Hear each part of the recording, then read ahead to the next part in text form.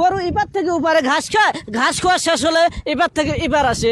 আমি সাংবাদিক না, আপনারা সাংবাদিকরা নারায়ণপুরে আসেন না, আমাদের এলাকার খবর করেন না, তাই আমি নিজেই ভিডিও করি। আমি বোকাশোকা মানুষ, ভুল হতেই পারে। আমাকে ট্রোল করলেও আমার কষ্ট নেই।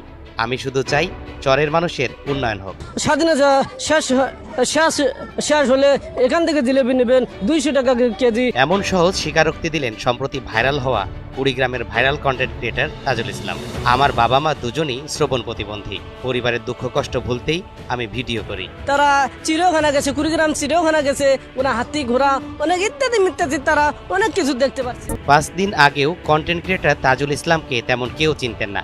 ফেসবুকে ফলোয়ার ছিল মাত্র 6000-এর মতো। সেই তাজুল ইসলামের এখন ফলোয়ার 1,07,000। এই মুহূর্তে হয়তো আরো বেড়ে গেছে। একটি মাত্র ভিডিওর কল্যাণে রাতারাতি ভাইরাল বনে গেছেন তিনি। আপনি আজকে 26শে মার্চ উপলক্ষে জিলেপি আজকে কত করে বেচতেছেন সরকারি রেটে? যদি জনগণকে একটু বলতেন তাহলে অনেক খুশি হইতাম। জিলাপি আজকে কত করে বেচতেছেন, সাদাটা কত, লালটা কত? যদি জনগণকে বলতেন তাহলে অনেক খুশি হইতাম। দোকানিকে এমন প্রশ্ন করে এখন দেশব্যাপী আলোচিত নাম তাজুল ইসলাম। সামাজিক যোগাযোগ মাধ্যমে এখন তাজুল ভাই 20 এই নামেই পরিচিত। হু হু করে বাড়ছে তার ফলোয়ার সংখ্যা। এখানে কি সরকারি রেটে বিক্রি করাচ্ছে? হ্যাঁ, এখানে সরকারি রেটে।